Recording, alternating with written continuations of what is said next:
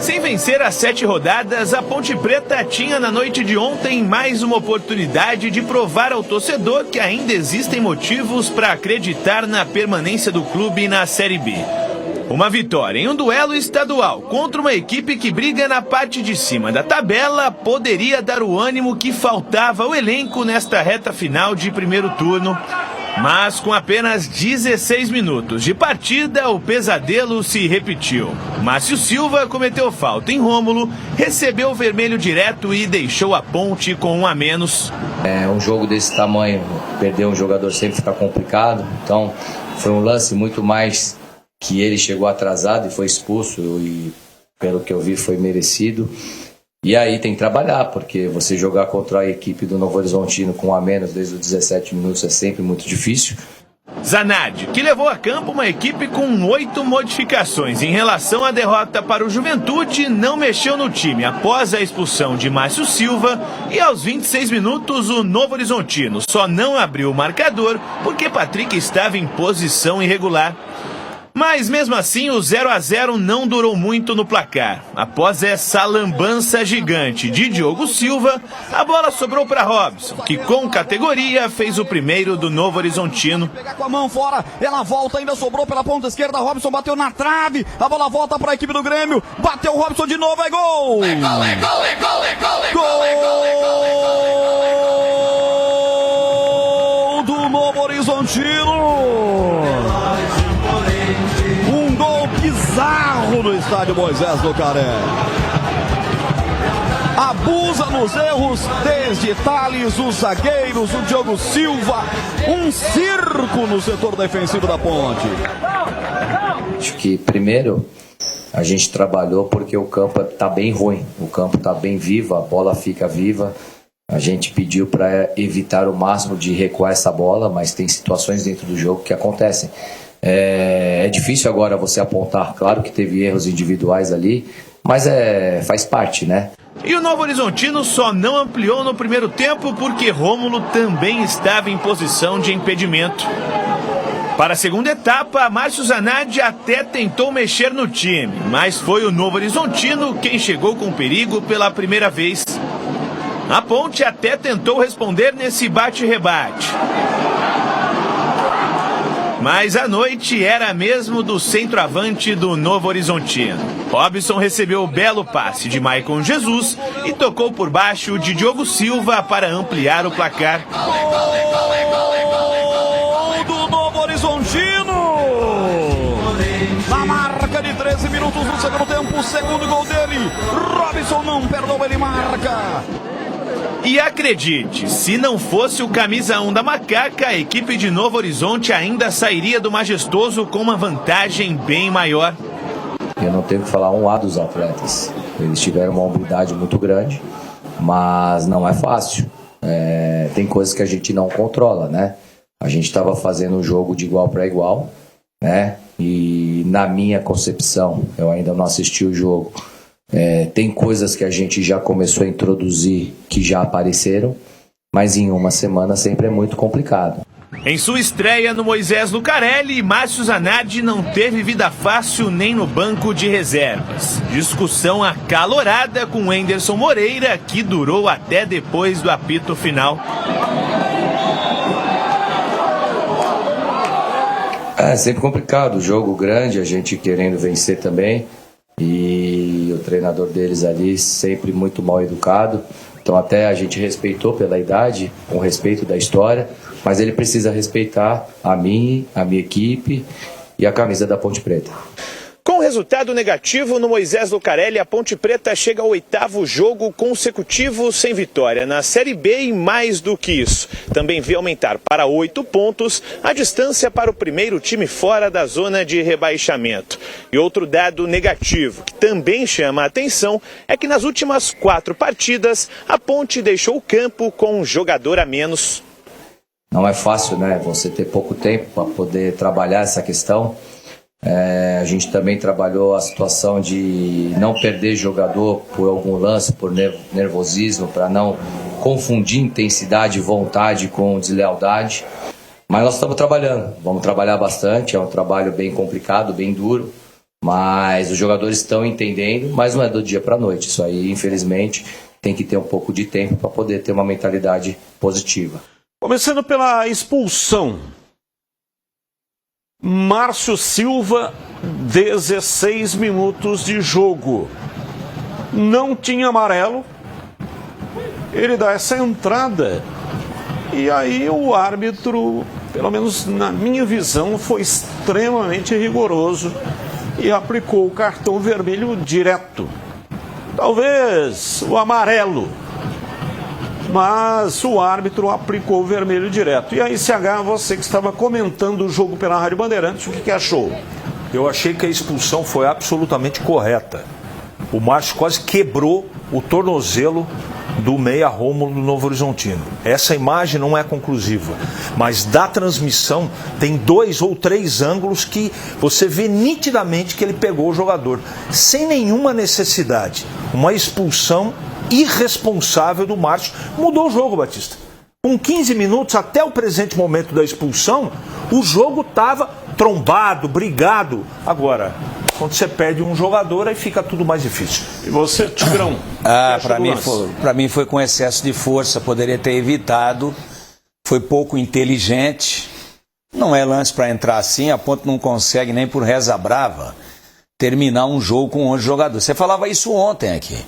Seria a glória suprema a Ponte pelo menos terminar o jogo com 11 jogadores. Nas últimas partidas, Tigrão, 4 jogos, a Ponte tem jogador expulso em todas elas. Todas. Então isso mostra uma intranquilidade do time, uma falta de equilíbrio na hora de tomar a melhor decisão. A decisão do Márcio Silva, ela foi, digamos assim, excessiva, ela foi impensada, né? E olha onde está o juiz, companheiro, olha lá. O juiz está a metros do lance, né? Então, mas não teve nem a intenção de machucar e tal. Pô, tem que evitar, né? Ou chega para chegar na bola, ou alivia. Né? Do jeito que ele entrou, para mim, expulsão correta. E para você, Breno Beretta? Para mim também, até como disse o Zanardi, uma expulsão correta, foi só na perna do jogador do Novo Horizontino, expulsão correta do Márcio Silva. Bom, vamos ver aqui na sequência essa treta envolvendo os dois treinadores. O Zanardi e o Anderson Moreira começam a bater boca. Não tenho aqui a origem. Não sei por que começou esse bate-boca. Mas ficou muito tempo, tanto é que chamou a atenção do árbitro. Foi lá e deu cartão amarelo para os dois treinadores. Até o Zanardi tomou o cartão amarelo, segundo o jogo dele não teve nenhum problema. O Anderson Moreira estava pendurado e estará ausente no próximo jogo do Novo Horizontino na competição.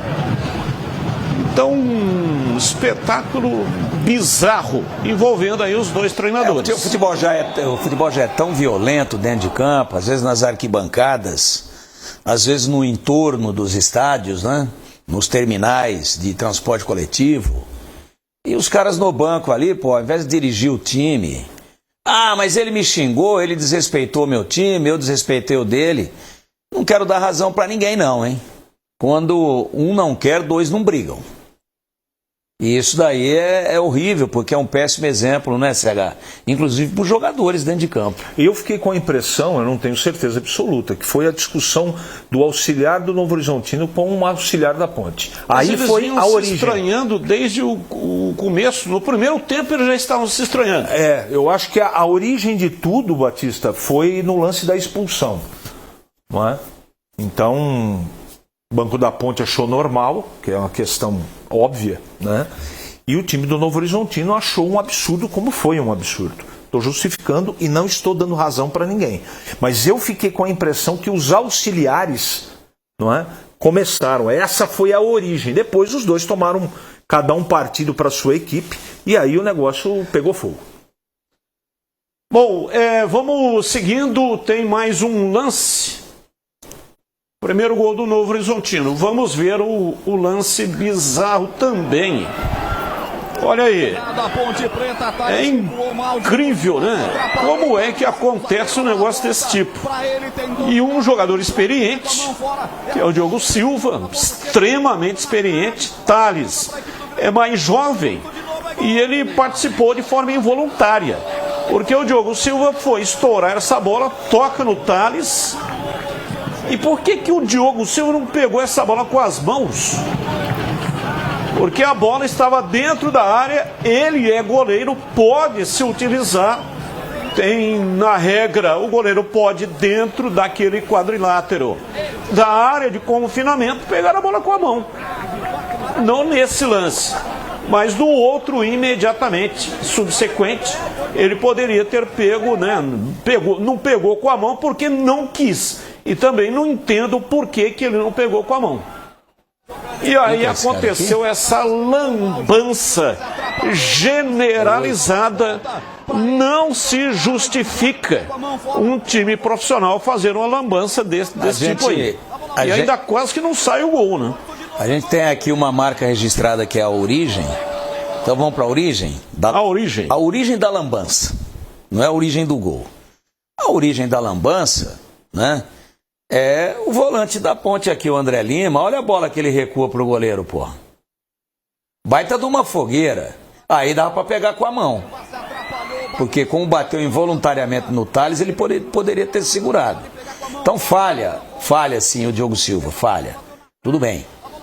Mas começou a lambança com um recuo de bola na fogueira do André Lima. É agora aí, ó. Ó, jogador do Novo Horizontino já sentiu, olha lá. Aí o goleiro sai, não tem o que fazer, divide para não tomar o gol e aí uma fatalidade, bateu no Thales. E o André Lima, quando viu o negócio, a casa caindo, ele não vai lá para ajudar, ele fica olhando. Ele chegou agora, no último toque que a bola vai para dentro do gol, aí ele tenta o carrinho e para variar chega olha o André atrasado. Lima aqui embaixo. Ó. Tá aqui, ó. Ele vai chegar, depois da bola na trave, ele chega para dar o carrinho. Mas ele continua inerte, ó. Ele parece que fica falando, não vai ninguém, não vai ninguém. Não vai, também não vou. Olha lá, agora ele vai. Agora ele vai dar o carrinho, ó. Olha lá, atrasado. Entendeu? Então, poderemos eleger, CH, você que estava no jogo, inclusive, como o gol pastelão, campeão de pastelão de 2026 do Moisés Lucarelli, ou estou sendo muito rigoroso? Um lance circense, né, Tigrão? Circense. Isso aí não dá para ver, nem na várzea tem isso, não é? O seu André Lima, além do passe errado, nitidamente ele não... Poxa, deu passe errado, vou tentar buscar ali, de alguma maneira, ajudar. 2, por que o seu Diogo Silva não pegou depois do primeiro chute? Olha, ele dá o chute, ricocheteia, ó, aí pega a bola na mão, ó. A bola é dele. A bola é dele. Aí... É tudo isso que vocês estão... Não precisa nem comentar o negócio desse. As imagens falam por si só. Isso aí é uma doação, isso é uma brincadeira. Além de toda a fase dos problemas, se continuar jogando com essa falta de atenção e responsabilidade, porque o que o seu André Lima fez é falta de responsabilidade, como é seu Márcio. Você não recua uma bola assim com 2 caras espetados marcando saída de bola. Ele tinha que virar o corpo, joga a bola para a lateral. Ou chuta lá na frente. Tá desconcentrado. Né? Totalmente. O time inteiro. E você, Brando Beretta, a sua opinião também sobre esse lance aí? Uma falta de entrosamento, de conversa dos jogadores dentro de campo. Dá para ver nitidamente que eles estavam nervosos, não estão sabendo o que fazer para lidar com diversas situações dentro do campo. E o resultado é esse, derrota atrás de derrota. E infelizmente a Série C do Brasileiro está muito próxima da Ponte Preta. Teve só um fato positivo aí. Se é que a gente pode descontrair um pouco aqui, porque a situação da Ponte é dramática, né? Mas o Roger Williams narrou tudo isso daí. Sim. Narrou e vem, e volta, e vai, e sai, voltou, e na trave, voltou. E ele aguentou o pau, velho. Narrou tudo. A Ponte teve 2 oportunidades de não tomar o gol. Foi no lance que ele podia, o Diego Silva, pegar a bola, o Diogo Silva, e depois, na conclusão, que a bola bate na trave, e ainda dá chance de todo mundo ali marcar. E todo mundo ficou assistindo. É brincadeira. Tem 4 contra 2, só pra lembrar, tá? Bom, vamos lá, Fora o CH. goleiro, tem 4 da Ponte e 2 do Novo Horizontino ali brigando, ó. Depois que a bola bate na trave, pode fazer a contagem. Então, realmente, né, o time tá arriado, né? O time tá cabisbaixo, o time tá inseguro, intranquilo, toma decisão errada a todo momento. Impressionante. Comentário do jogo, CH. Batista, nós tivemos um jogo até 15 minutos depois. Teve um lance, um momento do jogo, que o Novo Horizontino teve 85% de posse de bola. Então foi ataque contra a defesa depois da expulsão. Eu acho que o time guerreou pra caramba, não dá pra... Tanto é que acabou o jogo, a torcida não vaiou o time. Saiu em silêncio, foi embora as 1000 e tantas testemunhas que estavam na fria Campinas dentro do Majestoso, mas em nenhum momento do jogo, nenhum momento a Ponte incomodou o Novo Horizontino. E teve mais jogador que poderia ter sido expulso, tá? Seu André Lima e seu Daniel Baianinho. Entradas desproporcionais. O André Lima deu, num lance de meio campo, um pontapé na perna e o jogador do Novo Horizontino de costa voltando para o próprio gol, não é? Recuando. Aquilo não tem explicação. Aquilo, ou todo mundo precisa, né, parar de treinar e todo mundo ir para o psicólogo, psiquiatra, ou eu estou ficando louco aqui. Não dá para... E o seu Daniel Baianinho parecia que estava pedindo para ser expulso de novo.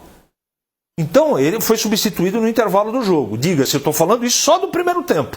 Aí no segundo tempo a Ponte assistiu, o Novo Horizontino poderia ter feito mais, não dá para discutir. Vitória absolutamente correta de um time organizado contra um time desorganizado.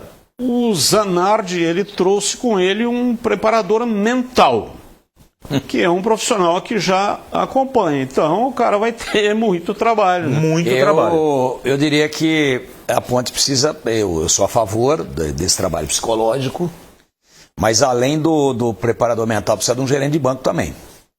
Né? Papagainho de vez em quando, para dar uma olhada na mão dos meninos, porque só, sabe, vamos preparar a mente, fazer relaxamento, vamos fazer yoga no vestiário, né? Pô, os caras estão mais pilhados do que nunca, pô. Expulsão atrás de expulsão, lambança atrás de lambança. E a gente tem que entender a situação dos jogadores, mas eu lamento muito dizer isso que eu vou dizer agora aqui. Mas depois da partida lá em Caxias do Sul, quando a Ponte perdeu de 3-0 para o Juventude, eu dei uma olhada na tabela e eu disse isso na oportunidade ao vivo na Rádio Bandeirantes no pós-jogo. Olha, me dá a sensação de que a Ponte até o final do primeiro turno não vai ganhar nenhum jogo. Quando eu olhei a tabela. E já foram 2 derrotas aí, né? Já foram 2 derrotas. Depois do jogo em Caxias, a Ponte já jogou 2 vezes. E perdeu as 2. E agora tem quem? É o Atlético Goianiense lá? Depois o Fortaleza fora. E depois o Fortaleza? O que eu posso dizer para a torcida da Ponte? Dá tempo ainda, matematicamente é possível, é bom que se diga. Mas com essa atmosfera, com esse entorno de coisas negativas, não dá para a Ponte permanecer, o que é profundamente triste, lamentável e um prejuízo enorme voltar para a Série C depois do título, enorme. Um prejuízo financeiro, um prejuízo de visibilidade, um prejuízo moral. Olha a torcida. Ontem pagantes menos de 1.000, se eu não estiver equivocado aqui. Um pouco mais de 1.000. Com todos. Pouco mais. Espera um pouquinho. É uma torcida gigantesca, mas a própria torcida, ela já não aguenta mais. Então a gente tem dito aqui sempre, respeitando todo mundo, que algo maior tem que ser feito. Algo diferente do que conversa. Para ver se a Ponte escapa. Do contrário, cai realmente, se não matematicamente, mas virtualmente no primeiro turno. 1.370 pagantes no jogo de ontem. Vamos lá, Bebê, a sua opinião também, sem contar com o Márcio Silva nesse jogo, domingo 4 da tarde, que foi expulso. Tem mais alguma baixa ou não? Bom, Batista, a princípio não, né? O departamento médico vai reavaliar o Murilo Cavalcante, tendência é que o Júlio, o Miguel e também o Luiz Felipe, eles voltem para o time da Ponte Preta para reforçar a equipe do Márcio Zanardi. O Palácios vai ficar à disposição depois de cumprir suspensão na última rodada, né? Mas é claro que a Ponte pode fazer muitas mudanças no time e tem que mudar principalmente a postura. A postura do time da Ponte dentro de campo, infelizmente, não é o treinador que vai mudar. Eu acho muito difícil a Ponte, com toda essa situação fora do gramado, a Ponte conseguir se reabilitar na Série B do Brasileiro. E por falar em gramado, deixou claro o Zanardi que o gramado do Majestoso está muito ruim. Aparentemente a gente vê que está bem feio. E ele deixou claro que o gramado não está bom. E isso, é claro, vai atrapalhar os dois lados, a Ponte e quem for jogar no Majestoso. Mas no jogo contra o Atlético Goianiense domingo, o jogo é fora. E é mais uma pedreira para a Ponte. Até porque hoje joga o América Mineiro. Se o América Mineiro vencer, a Ponte vai para a lanterna da Série B do Brasileiro.